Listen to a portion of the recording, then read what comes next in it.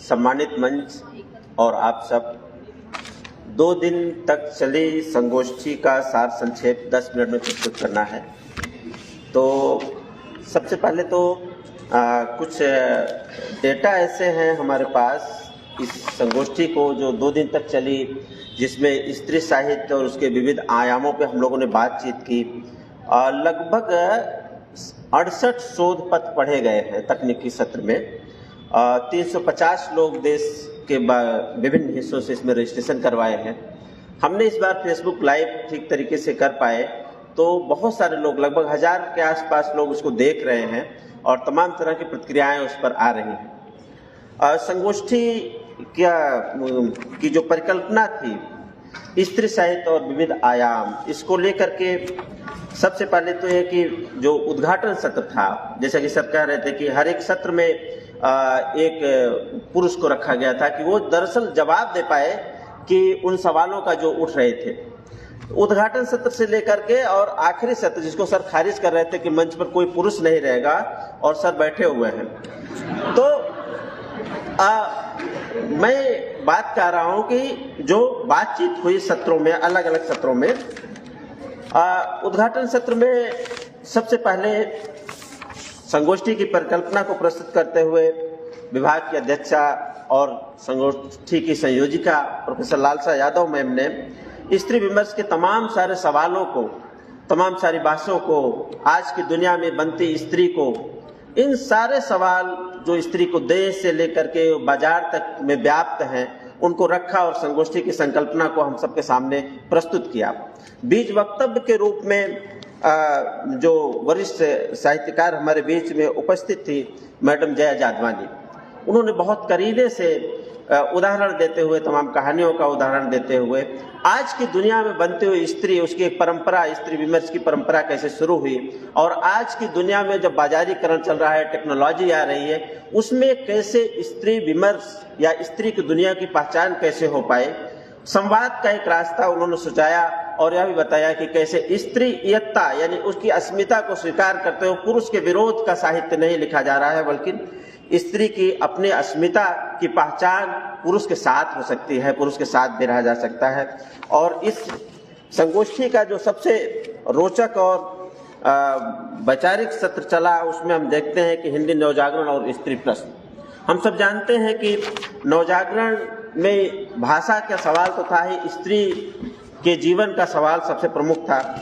इस सत्र में मैडम बैठी हुई हैं, जो बात निकल के आई कि नवजागरण के दौर में जितने लोग लिख रहे थे, जितनी पत्रिकाएं निकल रही थी, यानी स्त्री की सार्वजनिक दुनिया की निर्मित जो हो रही थी, प्रज्ञा पाठक मैडम ने कहा कि स्त्री लेखिकाओं को शामिल किए बिना नवजागरण अधूरा है। बात एकदम सही है। और इसी में एक प्रश्न उठा था कि नवजागरण में स्त्रियां भी कर्ता के रूप में थी और उनका मूल्यांकन होना चाहिए था। प्रोफेसर सुधा सिंह मैडम बैठी हुई हैं, उन्होंने स्त्री की दुनिया को नवजागरण कालीन जो परिस्थितियां थी, नवजागरण का जो एक लोकवृत्त बन रहा था, उसमें देखने की बात कही। चारू गुप्ता मैम ने नवजागरण पर सवालिया निशान लगाते हुए बताया कि स्त्रियों के पक्ष में किस प्रकार से खड़ा था, उसके नवजागरण के अपने क्या अंतर विरोध थे, इसकी तरफ इशारा किया। और उसके बाद का जो सत्र हमारे सामने आया वह स्त्री वैचारिकी और स्त्रीवादी आलोचना को लेकर के था। स्त्री वैचारिकी और स्त्रीवादी आलोचना में बात करते हुए जो लोग हमारे सामने थे, डॉक्टर सुप्रिया पाठक मैडम और अर्चना सिंह मैडम थी। इन दोनों लोगों ने, सुप्रिया पाठक मैडम ने स्त्री दृष्टि कैसे विकसित हो रही है, उसकी सामाजिकी की निर्मिति कैसे हो रही है, और अर्चना सिंह मैडम ने अपने जो सोशल कॉन्ट्रैक्ट है, सोशोलॉजी में कैसे स्त्री की छवि निर्मित की जा रही है और जो स्त्री की रूढ़ छवियां हैं उसके खिलाफ कैसे चीज़ों को तैयार किया जा सकता है, उसको कैसे तोड़ा जा सकता है, इस पर प्रकाश डाला।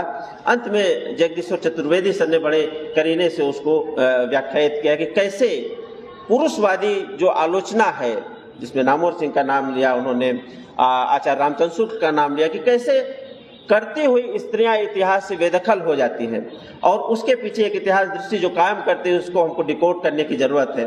उन्होंने इस बात पर भी जोर दिया कि हम सबको उन सारी चीजों को संरक्षित करने की जरूरत है जो कुछ लिखा जा रहा है, जो कुछ पढ़ा जा रहा है स्त्रियों की दुनिया में। अगले सत्र में, इसके बाद जो आज के हमारे सत्र की शुरुआत हुई तकनीकी सत्र, उसमें विभिन्न पर्चे पढ़े गए, शिक्षक प्राध्यापकों द्वारा भी पढ़े गए, हमारे शोधार्थियों ने पढ़ा, विद्यार्थियों ने पढ़ा, और तमाम तरह की स्त्री दुनिया में कैसी कविताएं लिखी जा रही हैं, पुरुष कैसे स्त्रियों के बारे में लिख रहे हैं, स्त्रीवादी आलोचना कैसे आ रही है, इन सारे शोध पत्र हमारे सामने आए। एक तीसरा सत्र चला जिसमें स्त्री कविता और कविता में स्त्री पर बात हुई। सुजीत कुमार जी ने इस पे अपना आलेख पढ़ा। इसी में डॉक्टर कविता कादम्बरी और डॉक्टर ज्योति चावला जी ने पाठ्य पुस्तकों के हवाले से कैसे हमारे जेहन में स्त्रियों की छवि निर्मित की जाती है, हमको पता भी नहीं चलता और जेहन में बिल्ड हो जाती है, उसको बताया। और साथ ही कुछ कविताओं के हवाले से ज्योति चावला जी ने इसको स्पष्ट किया कि देखिए, एक पुरुष जब स्त्री की छवि निर्मित करता है तो उसकी दुनिया में वह स्त्री कैसे होती है। सोशियो पॉलिटिकल प्रश्न के तरीके से इसको देखने की कोशिश की गई।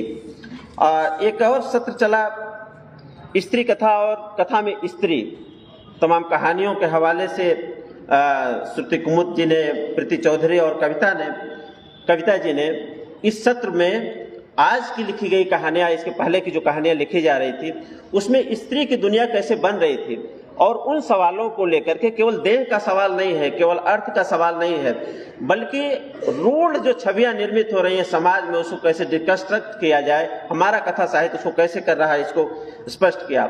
सबसे आखिर में इस सत्र की अध्यक्षता करते हुए वीरेंद्र यादव सर ने बहुत अच्छे तरीके से प्रेमचंद साहित्य का हवाला देते हुए बताया कि कैसे वह चीजें प्रेमचंद अपने समय में जिन संस्थाओं ने स्त्रियों को गुलाम बनाने में अपनी भूमिका अदा की उसको कैसे डिकंस्ट्रक्ट कर रहे थे, चाहे विवाह संस्था हो, चाहे वो धर्म की संस्था हो, इस पर उन्होंने जोर दिया। और अभी अमतेश जी को और अवधेश जी को सुन रहे थे हम लोग, लोक में स्त्रियां कैसे हैं और नाटक की दुनिया में स्त्रियों की छवि कैसे निर्मित हो रही है। कुल मिलाकर के अभी हम लोग समापन वक्तव्य बाकी है, समापन वक्तव्य में हम लोग सुनेंगे। कुल मिलाकर यह कि ये संगोष्ठी जिस परिकल्पना के साथ आई हुई थी, बहुत सारे सवाल हमारे बच्चों के थे। बीच में कल के सत्र के बाद एक सवाल का सेशन रखा गया था। सवाल इतने ज्यादा थे कि सर को हस्तक्षेप करना पड़ा कि आज ही सारे सवालों का हल हो जाएगा तो आगे क्या होगा फिर। तो वो सारे सवाल, कोई संगोष्ठी, कोई सेमिनार जो हमारे बच्चों में, हमारे बीच में कम से कम वहां पर ठोकर मार रहा है जहां से हमारी वैचारिक निर्मित हुई है, जहां पे हम एक स्टीरियोटाइप में जीने के आदी हो गए और हमको पता भी नहीं चलता है, वहां पर वह उंगली रख रहा है, तो समझिए संगोष्ठी की सार्थकता है। एक चीज मैं इसमें अपनी तरफ से जोड़ना चाहता हूं, ये संगोष्ठी जो आयोजित हुई है, मुझे लगता है कि स्त्री साहित्य के विविध आयाम जो इसका टाइटल है, इसमें दलित स्त्रियां, आदिवासी स्त्रियां या और भी मार्जिनलाइज सोसाइटी की स्त्रियों की जिनकी आवाज आई है, ऐसा नहीं है कि उनकी चर्चा नहीं हुई, उनके सवालों की चर्चा नहीं हुई है, लेकिन कुछ ऐसे सवाल है जो हमारी दुनिया के तो सवाल हैं लेकिन उस सोसाइटी के सवाल ना के बराबर हैं। मसलन जैसे पर्दा प्रथा पे हम बात करते हैं, आप आदिवासी दुनिया में चले जाइएगा, दलितों की दुनिया में चले जाइएगा, वहां पे वो सवाल नहीं है वैसे जैसे हमारे यहाँ है। तो उनके अलग सवाल है। भ्रूण हत्या का सवाल मिडिल क्लास का सवाल है, पढ़े लिखे मिडिल क्लास का सवाल है। आदिवासियों के हिस्से में वह सवाल उस तरह से नहीं है उनके जीवन में। तो धीरे धीरे बात निकली है तो निकलेगी ही, जहां तक बात पहुंची है वहां तक जा रही है। एक कवि का मैं जिक्र करना चाहूंगा इस मंच से, रमन शंकर यादव विद्रोही। उनकी 3 कविताएं मुझे याद आ रही हैं, मोहनजोदड़ो की आखिरी सीढ़ी, औरत और नानी। ये तीनों कविताएं अगर आपको मौका मिले तो उसको पढ़िएगा, अपनी खेती नाम से उनका संकलन आया हुआ है। ये तीनों कविताएं हमारी बनी हुई स्त्री की छवियों को तोड़ती हैं और स्त्री की दुनिया को केवल स्त्री अस्मिता, स्त्री देह, अर्थ की स्वतंत्रता, बाजार में उन्मुक्त करता है जैसी बातों से अलग हट करके स्त्री की मुक्ति को पॉलिटिकल नजरिए से देखने की कोशिश करते हैं। और स्त्री की दुनिया वहीं से मुक्त हो सकती है जहां से उसको सोशियो पॉलिटिकल तरीके से हम समझने की शुरुआत करें। अगर केवल परिवार संस्था, जैसे कहते हैं कि मच्छर रहेगा मलेरिया नहीं रहेगा, तो ऐसा नहीं हो सकता। अगर किसी एक संस्था से मुक्ति की बात की जाएगी तो शायद वह मुक्ति अधूरी होगी। इस संगोष्ठी का उद्देश्य यही था कि हम सबके जेहन में ये सारी बातें जाएं। और ये जो बात मैं आज बोल रहा हूं, मेरे बहुत सारे अनुभवों में इजाफा हुआ। जितना मैं पढ़ा लिखा था, जितना मैं सोच समझ रहा था, हमारे बच्चों ने बहुत सारे सवाल उस फेसबुक लाइव पे डाले हुए हैं, हम सब लोग उससे जुड़ रहे हैं। और पिछली संगोष्ठी में भी स्त्री विमर्श पर एक सत्र था और अगली संगोष्ठी विभाग करने जा रहा है, उसमें भी एक सत्र होगा शायद इस पे। तो आप सबका इस स्त्री साहित्य विविध आयाम की संगोष्ठी में जितने पर्चे पढ़े गए, जो वक्ता हमारे आए, सबको बहुत बहुत धन्यवाद, बहुत शुक्रिया।